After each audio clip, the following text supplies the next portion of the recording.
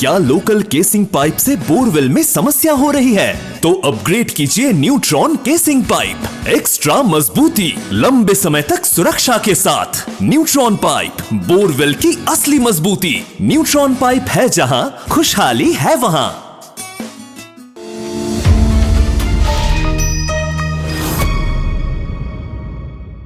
नमस्कार, शब्द साची विंध्य के समाचार बुलेटिन में आपका स्वागत है। आपके साथ में सुषमा। शुरुआत करते हैं हेडलाइन से। कृषि महाविद्यालय रीवा में 2 दिवसीय नेशनल कॉन्फ्रेंस का हुआ शुभारंभ। सरदार वल्लभ भाई पटेल की 150वीं जयंती पर रीवा में साइकिल रैली का हुआ आयोजन। रीवा में 2 दिन पहले घर से निकले युवक का नहर में मिला शव। उप मुख्यमंत्री ने मनकामेश्वर मंदिर रीवा में व्यवस्थाओं का लिया जायजा। रीवा में अज्ञात वाहन की टक्कर से साइकिल सवार युवक की मौत। रीवा में मध्य प्रदेश शासन लिखी गाड़ी में आए युवकों ने मचाया उपद्रव, वीडियो वायरल। रीवा में 3 से 5 अप्रैल तक भरत मुनि नाट्य महोत्सव का आयोजन। सरदार पटेल की दुर्लभ वस्तुओं के साथ रीवा पहुंचा एकता रथ। सतना में कुत्तों के झुंड ने सांभर के बच्चे का किया शिकार। सतना के बिरसिंहपुर स्वास्थ्य केंद्र में एम्बुलेंस का इंतजार करते करते मासूम की मौत। सीधी में देवी मंदिर के बाहर मारपीट, महिलाओं और युवकों ने 2 लड़कों को पीटा। सिंगरौली में बिजली सुधार कार्य के दौरान कर्मचारी पर हमला, वाहन में की तोड़फोड़। सिंगरौली में अवैध पेट्रोल की बिक्री के विवाद में वृद्ध पर पत्थर से हमला, हालत गंभीर। रीवा में टेली लॉ जागरूकता शिविर का आयोजन, नागरिकों को दी गई कानूनी सलाह। मध्य प्रदेश में गर्मी का प्रकोप जारी, रीवा में धूप खिली। अब खबरें विस्तार से। कृषि महाविद्यालय रीवा में 2 दिवसीय नेशनल कॉन्फ्रेंस का आयोजन किया गया, जिसका शुभारंभ मध्य प्रदेश के उप मुख्यमंत्री राजेंद्र शुक्ल ने किया। उप मुख्यमंत्री ने सम्मेलन का उद्घाटन करते हुए कृषि क्षेत्र में अनुसंधान, नवाचार और आधुनिक तकनीकों के महत्व पर जोर दिया। उन्होंने कहा कि ऐसी राष्ट्रीय स्तर के सम्मेलन कृषि शिक्षा और शोध को नई दिशा प्रदान करते हैं तथा किसानों के हित में उपयोगी साबित होते हैं। कृषि महाविद्यालय रीवा में आयोजित यह 2 दिवसीय सम्मेलन कृषि वैज्ञानिकों, प्रोफेसर्स, शोधकर्ताओं और छात्रों के लिए एक महत्वपूर्ण मंच साबित होगा। सम्मेलन में कृषि से संबंधित विभिन्न विषयों पर चर्चा, पेपर प्रस्तुति और विशेषज्ञ व्याख्यान आयोजित किए जाएंगे। उप मुख्यमंत्री राजेंद्र शुक्ल की उपस्थिति में शुरू हुए इस सम्मेलन को कृषि क्षेत्र के विकास और युवा छात्रों को प्रेरित करने की दिशा में एक बड़ा कदम माना जा रहा है। कार्यक्रम में कुलपति, डीन, प्रोफेसर और बड़ी संख्या में छात्र छात्राएं मौजूद रहे। सम्मेलन के दूसरे दिन भी विभिन्न सत्रों में कृषि विज्ञान की नवीनतम प्रगति और चुनौतियों पर विस्तृत चर्चा की जाएगी। यह आयोजन रीवा के कृषि महाविद्यालय को राष्ट्रीय पटल पर और मजबूती प्रदान करेगा। लौह पुरुष सरदार वल्लभ भाई पटेल की 150वीं जयंती के अवसर पर रीवा पुलिस विभाग द्वारा साइकिल रैली का आयोजन किया गया। स्पोर्ट्स कॉम्प्लेक्स से शुरू हुई साइकिल रैली सिरमौर चौराहा होते हुए कॉलेज चौराहा स्थित विवेकानंद पार्क पहुंची।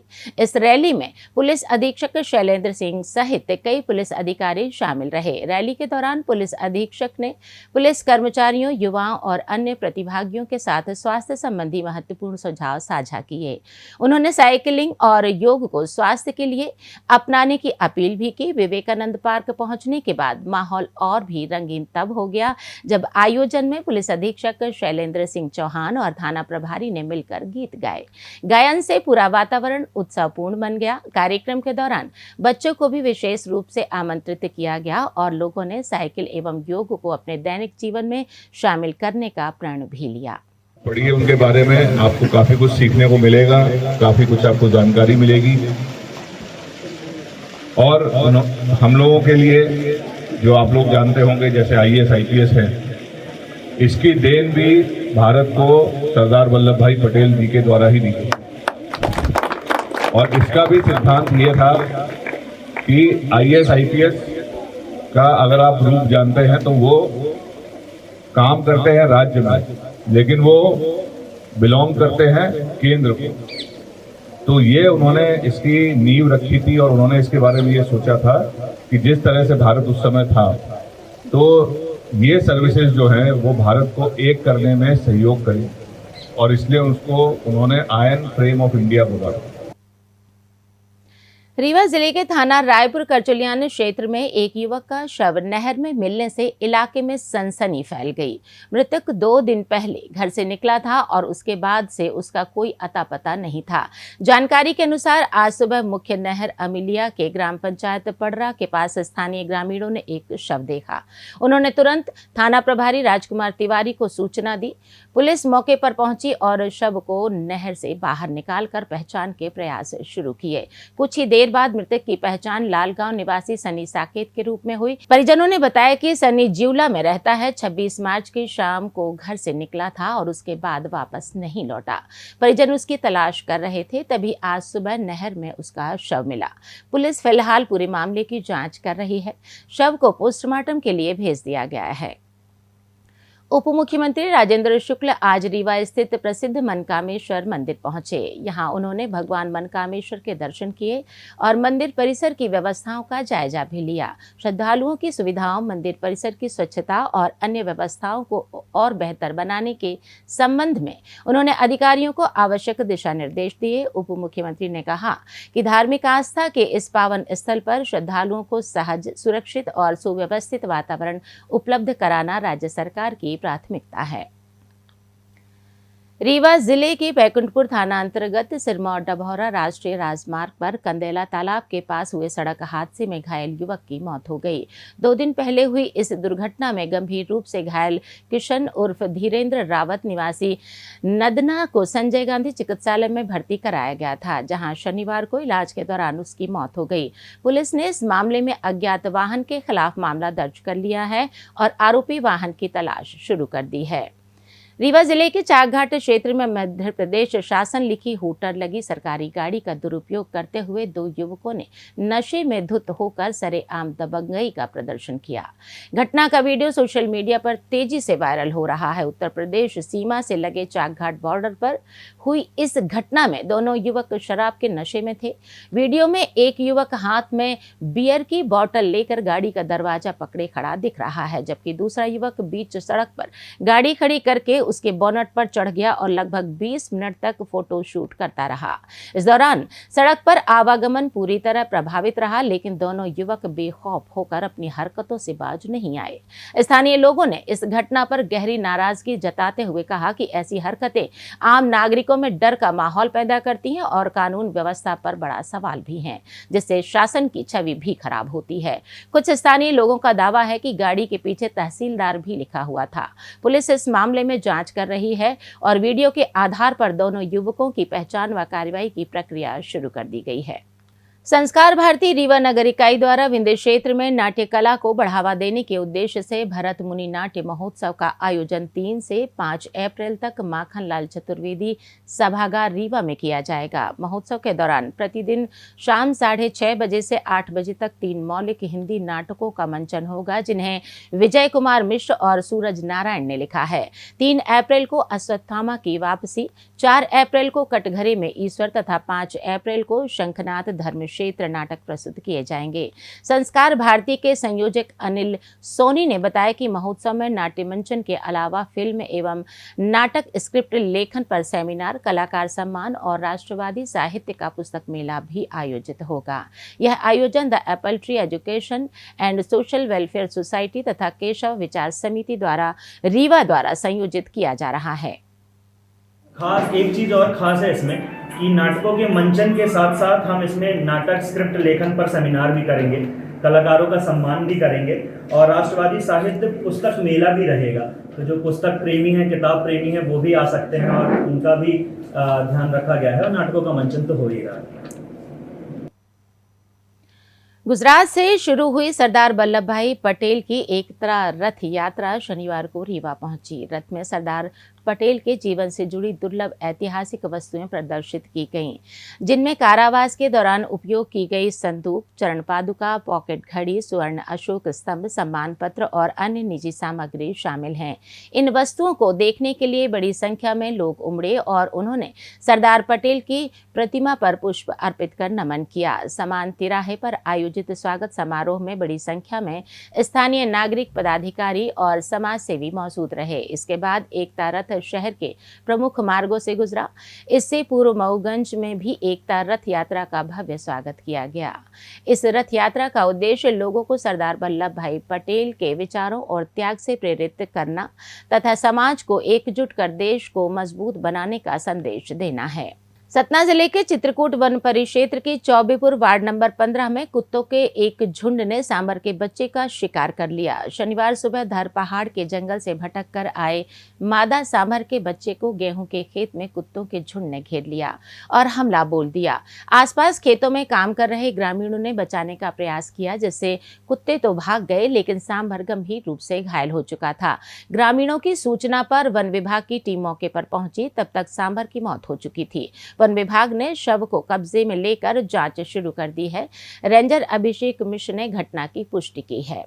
सतना जिले के बिरसिंहपुर प्राथमिक स्वास्थ्य केंद्र की घोर लापरवाही ने एक मासूम की जान ले ली। कटनी जिले से भट्टा मोहल्ला निवासी एक परिवार जो रिश्तेदारों से मिलने बिरसिंहपुर आया हुआ था, कल रात अपने बच्चे की अचानक तबीयत बिगड़ने पर उसे बिरसिंहपुर अस्पताल लेकर पहुंचा, जहां डॉक्टर्स ने बच्चे को गंभीर बताकर सतना जिला अस्पताल रेफर कर दिया। लेकिन रेफरल के बाद एम्बुलेंस उपलब्ध कराने में स्वास्थ्य केंद्र की टीम पूरी तरह नाकाम रही।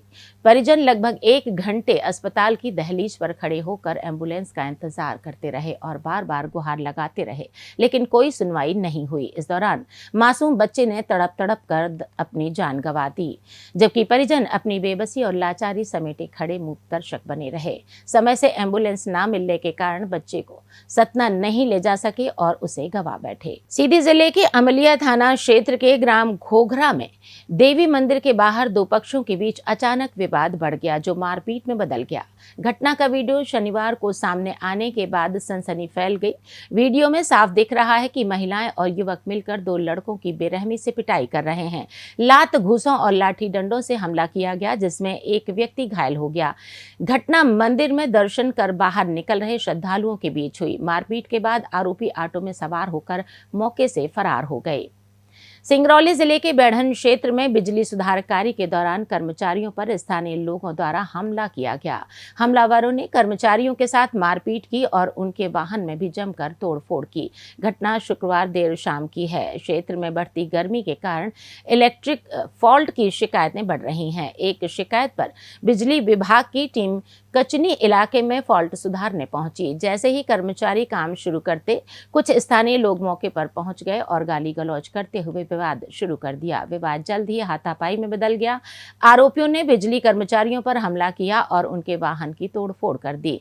स्थिति बिगड़ती देख कर्मचारी किसी तरह अपनी जान बचाकर वहां से भाग निकले और सीधे कोतवाली पहुंचकर शिकायत दर्ज कराई। इस घटना के बाद बिजली कर्मचारियों में भारी आक्रोश फैल गया। कर्मचारियों ने चेतावनी दी है कि यदि दोषियों के खिलाफ सख्त कार्यवाही नहीं की गई तो वे काम बंद करने को मजबूर होंगे।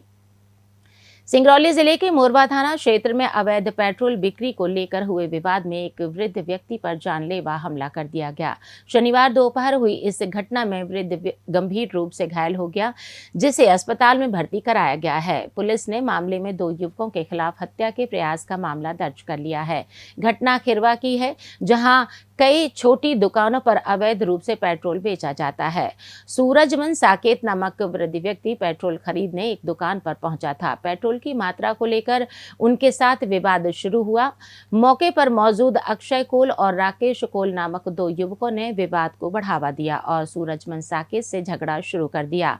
विवाद इतना उग्र हो गया कि दोनों आरोपियों ने वृद्ध पर पत्थर से हमला कर दिया, जिससे वो गंभीर रूप से घायल हो गया। हमले के बाद दोनों आरोपी मौके से फरार हो गए। घायल को तुरंत मोरबा के सामुदायिक स्वास्थ्य केंद्र में भर्ती कराया गया। पुलिस ने अक्षय कोल और राकेश कोल के खिलाफ हत्या के प्रयास का मुकदमा दर्ज कर उनकी तलाश शुरू कर दी है।